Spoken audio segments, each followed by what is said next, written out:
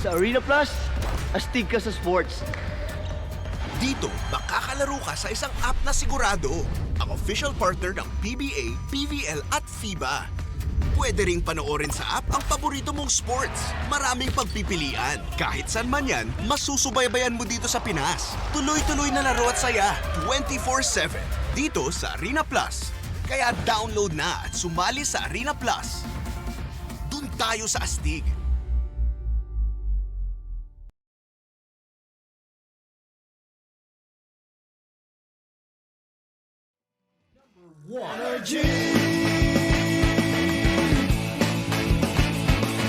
Ito ang number 106.7 Energy FM.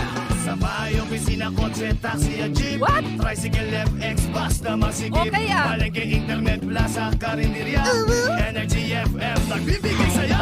Huwag mong sabihin radyo, sabihin mo Number 1. Energy. Pangga, energy kaibigan mo. Pangga, energy ang numero uno. Kaya't tumalo na at isigaw mo. Same, pero iba. Huwag mong sabihin radyo, sabihin mo Energy.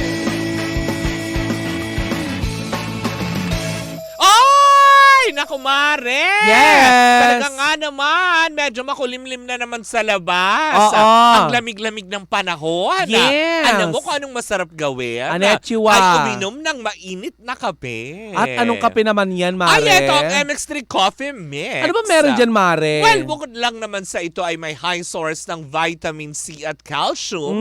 Aba, may antioxidant ito ha at cholesterol free. Kaya pala low acid coffee. Oo. Dahil may low calorie sweetener na ang tawag ay sucralose Aha. na hindi nakakapagpataas ng blood sugar level at blood pressure. Kaya hindi kayo mangangamba, diba kasabihin nyo, kayo ay, alam mo yun, acidic, kayo ganito, ganyan na. Ang MX3 Coffee, papaalala lang natin, ay low acid coffee siya. Diba?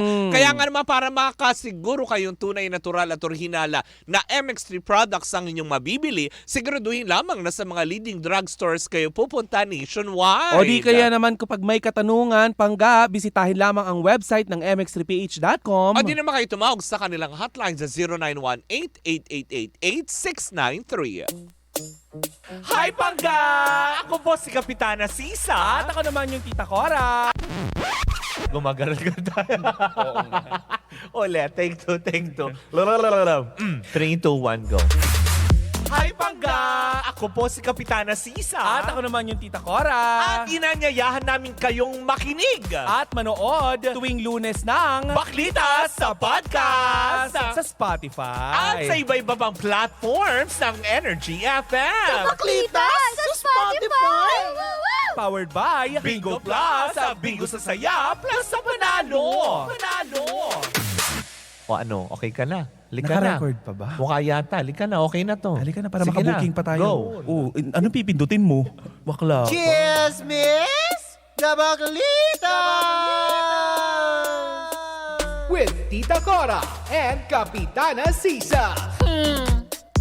Same pero iba.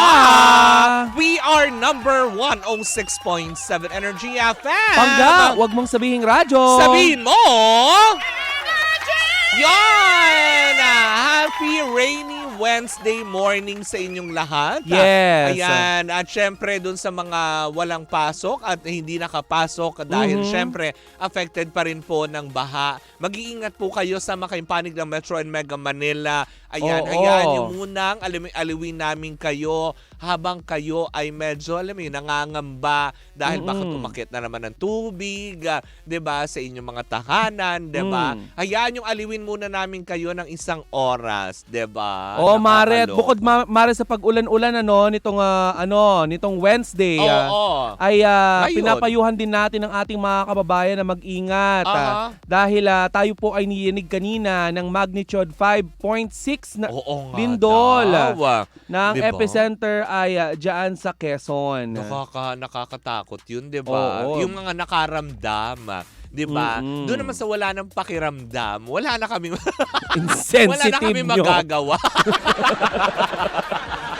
Sa mga dumidedma, diba, na nakakaloka. But anyways, mga pagkamuli po ako sa Kapitana Sisa. At ako naman si Tita Cora. At eto na ang Baklita sa Woo Woo Woo! Diba? Alam ko for sure kahit pa medyo makulimlim ngayon medyo mainit ang naging kaganapan sa mundo ng sports. Kaya eto na, ipasok na natin ang Chika sa Arena!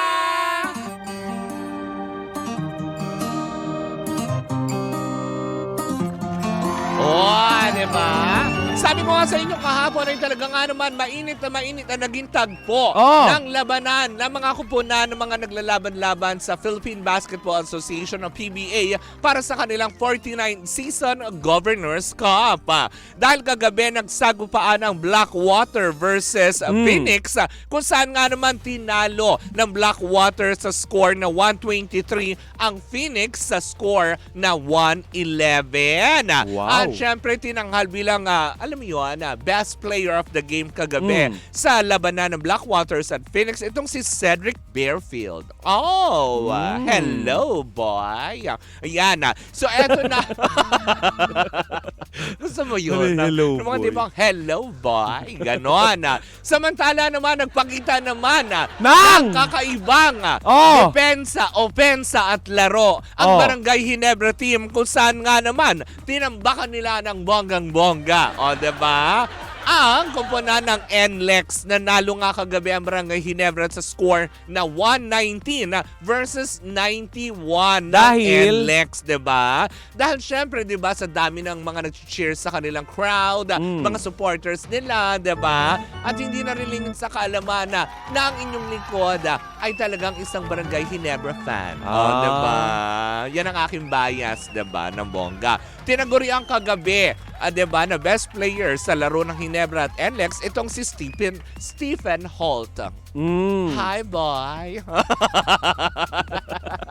At eto na muna ang standings, diba? Dahil medyo malayo-layo pa, 10 games pa ang iniintay natin pero nakakaapat na silang lahat. As of September 3, ang group standing ng Group A, ang Talk and Text at ang Meralco ay may pareho ng 3 panalo at 1 talo. Samantala naman ang Magnolia at ang Northport, pareho namang may 2 panalo at 2 talo. Kasama din ang Converge, diba? Humahabol din sa kanila. So 3 sila, Magnolia, Northport, Converge. Nagpantay-pantay na sila na may 2 panalo at 2 talo. Samantala sa Group A, diba? Patuloy na nungungulelat pero sana makabawi ang grupong Terrapirma na may 4 pa rin pong pagkatalo. Samantala sa Group B naman, Mare. O, diba? Talagang unbeatable. Wow! Unbeatable kaagad. Ang Rain or Shine ay namamayagpag on top. Diba? Wow. On top. And cherry on top. And cherry on top. Oh, diba? Sino yung on cherry on top? Wala. Diba? Yung Rain or Shine. Bini Rain. Bini Shine. Bini Shine. Bini Rain at Bini Shine. O, diba? Na meron silang 4 na pagkapanalo. 4-0 mare. Samantala naman, diba, pilit na humahabol ang grupo ng NLEX kung saan nga naman may 3 panalo na at 2 talo. Samantala, naghahabulan naman ang Ginebra San Miguel at ang sister company nilang San Miguel Beermen na may 2 pagkapanalo at 2 talo. Samantala naman ang Blackwaters kagabi yan, diba, ay nakuha nila ang kanilang pangalawang pagkapanalo na may 3 talo sila. Samantala sa Group B naman, Mare, ang patuloy pa rin na nangungulela pero malayo pa ang game. Diba? Na kumbaga parang malaman kung sino nga ba ang top 4 per group ang papasok sa quarterfinals. Makakahabol pa kayo. Phoenix na may 4 ding pagkatalo. Samantala mamayang gabi antabayanan natin ang laro ng Converge versus Meralco at Northport versus Magnolia para sa PBA 49 Season Governors Cup. Wow, nakakaloka, Mare. Samantala, Mare, itataya ni Carl James Wonderboy Salas ang kanyang undefeated record sa kanyang laban kay Anthony Jimenez Salas ng Mexico sa September 6. Hola! Hola! Diba? Mexico diba? Hola! Ganon. Ang 25 years old fighter mula sa Lagawi, Ifugao ay haharap sa 10 rounds fight ng Super Bantamweight Division sa home court ni Sala sa Sinlao, Mexico. Hola! Ito ang international debut ni Wonderboy matapos ang 23 straight undefeated fight with 18 knockout dito sa Pilipinas. At huling nakalaban ni Carl James si Thai fighter Shaiwat Buakratatuk noong December 2023 kung saan napanalunan niya ang vacant World Bantamweight Global Super Bantamweight title. Ay, Ayan. congratulations!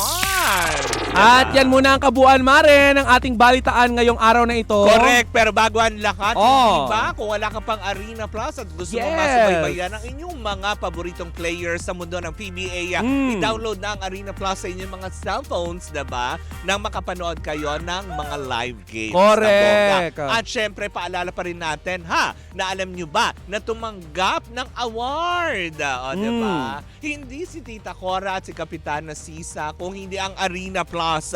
Dahil tinanghal sila bilang Best Sports Book Operator for 2024 ng Sigma Asian Awards. Kaastig natin dyan ang mga Pinoy basketball sensation sa mundo ng PBA na si Scottie Thompson at Pinoy Pride na umaariba sa mundo naman ng NBA. Ang phenomenal Phil-Am basketball star na si Jordan Clarkson. Samantala naman nadagdagan na rin ng bagong endorser ang Arena Plus na si Austin Taylor Reeves. Samantala, Mare, nais lang natin ipaalala sa ating mga pangga na i-download ang Arena Plus app sa inyong App Store at Play Store. And you can also watch Arena Plus on arenaplus.ph. Dahil sa Arena Plus, astig sa sports. Gaming is for 21 years old and above only. Keep it fun. Game responsibly. At dito na po natatapos ang ating Chika sa Arena. Atin sa atin yan ang Arena Plus, astig sa sports. Diba? Naku, eto na. Mukhang hindi magpapaastig talaga ito. Bakit? Naku, nakakaloka. Mukha yatang merong, alam mo yun, laban-laban o bawi-bawi. Ano nangyayari? Sa ating chichika for today's video na inaantabayan na ng ating mga friends, lalong-lalo na ang mga Lala Move riders, drivers, diba? Talaga nga naman na sinusuong ang bagyo para lamang sa hanap buhay. Mabuhay kayo at mag-iingat po kayong lahat. Mabuhay diba? ka, Pinoy. At syempre ang mga Grab drivers natin na dumadami. Hello po sa inyong lahat ng mga nakatutok sa Energy FM. Tsaka, Mare, Thank you so yung much. ating mga Grab driver or mga ating mga Lala Move driver, yung mga nakamotor. Kung sakasakali po na may mga sumisingit na nakamotor at alam nyong marami silang bitbit or Correct. marami silang dala sa likuran, Oo. pasingitin na po natin. Kasi yung mga yan nauulanan tayo mga may mga sasakyan, Oo. 'di ba? Hindi naman tayo, 'di ba? Tuyo tayo sa loob. Selyado kayo sa loob. Oo, ng ano ba sasakyan. naman yung maabala tayo maski papaano ng mga nakamotor, Oo, 'di ba? Padaanin niyo po kami. Oo. Yung mga nakakapote lamang kapag kami ay nagmumotor. Oo. Bakit? Oo nga pala, Totoo naman. nagmumotor ka nga pala. Nagmumotor ako. Oo. Dun sa mga walang sasakyan, di ba, give considerate dun sa mga nagmumotor naman. Yes. Diba? At syempre, di ba, syempre, mag-iingat pa din po kayong lahat. Pero eto na, naku, nakakaloka. Mukha daw yata pinag-iisipan, pero wala pang kumpirmasyon. Di umano, ng GMA Sparkle Artist na, alam mo yon, na muling bawiin si Kim Domingo matapos umalis sa kanilang podera parang last 2020, itong taon 2024, 'di ba? Kasi nga 'di ba alam naman natin na si Kim Domingo ay talaga nga naman na pumirma siya ng kontrata ulit yata, if I'm not mistaken, under Sparkle last 2022. Kaya lang parang after nung ilang mga serye niya, si Kim Domingo ay napanood natin doon sa startup kung saan nga naman pinagtampukan ito ni Bea Alonso at ni Alden Richards under GMA 7. Kaya lang after nun, parang medyo lumaylo ang kanyang karera at parang tipong teka, wait. Pero eto, nabigyan daw ng pagkakataon at very happy naman daw si Kim na kahit papaano ay pinayagan talaga siya na magawa itong serye dito sa Batang Quiapo. Diba? So parang sinasabi daw ng ating mga chismosang kapitbahay, mukha daw yatang nag-iisip ang GMA7 na bakit nga ba natin pinakawalan si Kim na ngayon ay namamayagpag sa seryeng Batang Quiapo. Nako. Diba? Sabi naman ng ilang, kapag ka napunta ka na ng Batang Quiapo, parang eto na yung parang peak ng iyong karera. Kasi nga 'di ba, bukod sa alam mo yun, Pangmatagalan. unbeatable, Oh. diba, na teleserye, si Coco Martin at ang kanyang seryeng Batang Quiapo, ay para bang alam mo yun, nagkaroon ka na rin ng pagkakataon, makahalubilo yung ilang mga dekalibreng aktor at aktres na napapabilang sa naturang serye, diba? Ano ba yung huling naging programa nitong si Kim Domingo or proyekto sa GMA7? Ang pagkakaalam ko, ayan na, nag-research tayo dyan, di ba? Marami siyang ginawa, pero ang tumatak lang talaga sa isip ng mga utawnes is yung ginawa niya, yung with Bea Alonso and Alden Richard. Yun na yung Diba? huli? Yung startup, parang yun Oo. nata. Comment down below, di ba? Kung Hindi kasi yun Mari, ba. di ba, para maintindihan din ng ating mga pangga na ang mga artista, kung wala silang napapala sa isang Correct. network at hindi sila nabibigyan Siguro. na magandang proyekto, syempre may mga binubuhay din yung mga yan, tao din Correct. yan eh. Tsaka may mga babayarin din mga bills Oo. tulad na ng kuryente, 'di ba? Syempre panggasolina, Oo, pagkain Bombay, araw-araw, mga 'di ba? ganyan. Yung mga mali mo may pa 5-6. Pa 5. Walang panghulog sa paluwagan.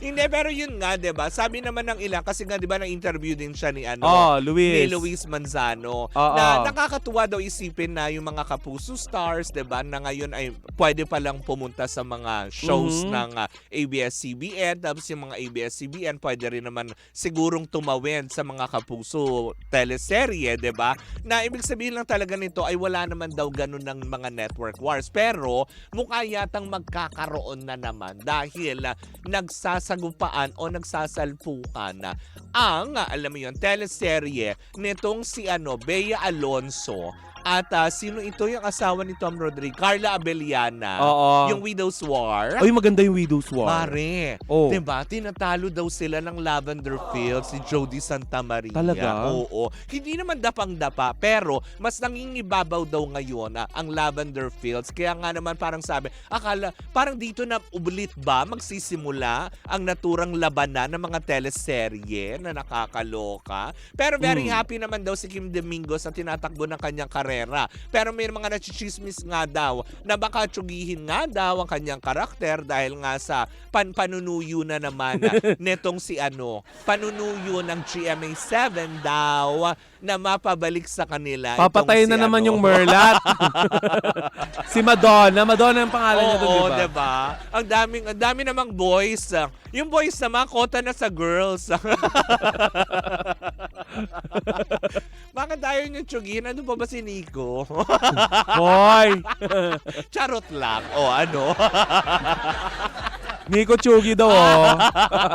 Charot lang naman. Marami namang boys. Pwede nyo naman magpalabunutan kayo sino yung tsugihin yung mga Kaya boys. nga, Diba? iparaffle nyo yung para ano. hindi kayo na nababash na Correct. puro Merlat yung yung mga tinitegi boom boom bells ninyo. Pero ito yung parang ugong-ugo pa lamang, 'di ba? Sa Oo. ngayon kasi mapapanood pa rin natin naman si Kim sa naturang serye.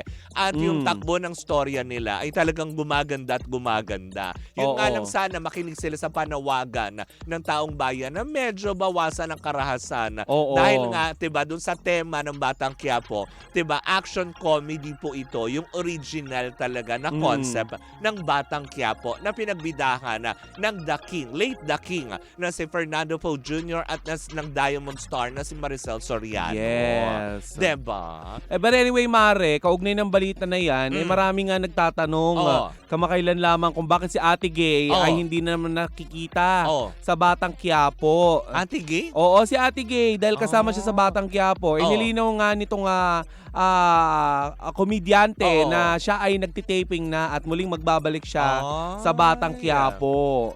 Pinalit siguro siya kay doon sa Kanino? tinanggal.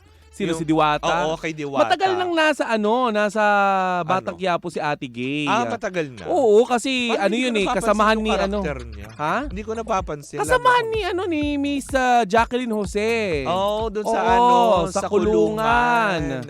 Oo, kasi wala na Nandun yung kulungan eksena. serye ngayon eh. O ngayon, Diba? nagtitaping na siya ulit. Babalik na ulit. Sa kulungan. Diba? Hindi siguro nakalaya naman na. Ang tanong, si Diwata ba tinegi? Ang sabi, hindi naman daw tinegi si Diwata. Wala lang, basta inalis lang, gano'n. Diba? Oo, sobrang Busy na na tao, kasi ganun. siya ngayon sa album niya eh. Diwata, kung ako'y tawagin. Talaga ba? Yun yung kanta? Oo. Wow. Ang mga basher nang gigigil sa akin. Ayaw paawat. Diba? Diyos ko, ang Yung dami mga- ko. Ma-LSS ako yun talaga. Yung mga basher, isisilid ka na doon sa kaldero. Gano'n. Grabe. Isasama ka sa sahog ng pares mo. Charot lang. Yun lang. Di na ako umimik. Ay, nako. But anyways, we're so happy for you, Kim Kim. Domingo. At syempre, kung totoo man din, wala naman sigurong masama kung magtrabaho siya under GMA at ABS-CBN. As long na may trabaho, grab ng grab, diba? Wag na lang tayong choosy sa mga ano, dahil trabaho is trabaho, hindi Correct. ba? Ang important, marami nga dyan, diba, na walang trabaho, tapos ikaw na, ito umuulan sa harapan mo, mag-choosy ka pa ba? Diba? Oo. Kaya to Kim Domingo, we're very happy for you, hindi ba? Oo. Keep it up, mabuhay ka ng bonggang-bongga. Correct. Mare, alam mo, depende din Ay. yan kasi, Mare, sa mga ano sa nagmamanage sa'yo Oo, diba? Speaking of management, Mare, ha, batiin ko lang itong manager nitong si Ivana Alawi at saka ni Dingdong Dantes. Oo. At ni Paul Salas. Ah. Ayan, si Sir Perry Lansingan, nanonood siya sa ating Hello ngayon. po, Sir Perry. Ayan. Ayan, ng bongga. Well, anyways, mga panggayang po muna ang ating unang chika for today's video. Aha. Sa aming pagbabalik, isang umatigbong chikahan naman ang dala-dala ng dalawang bakla. Muli po ako si Kapitana Sisa. At ako naman yung Tita Cora. And we are still Same, pero iba. Tuloy-tuloy pa rin po ang ating tugtugan. Siyempre, dito po lamang yan sa number 106.7 Energy FM. Pangga, wag mong sabihin radyo. Sabihin mo!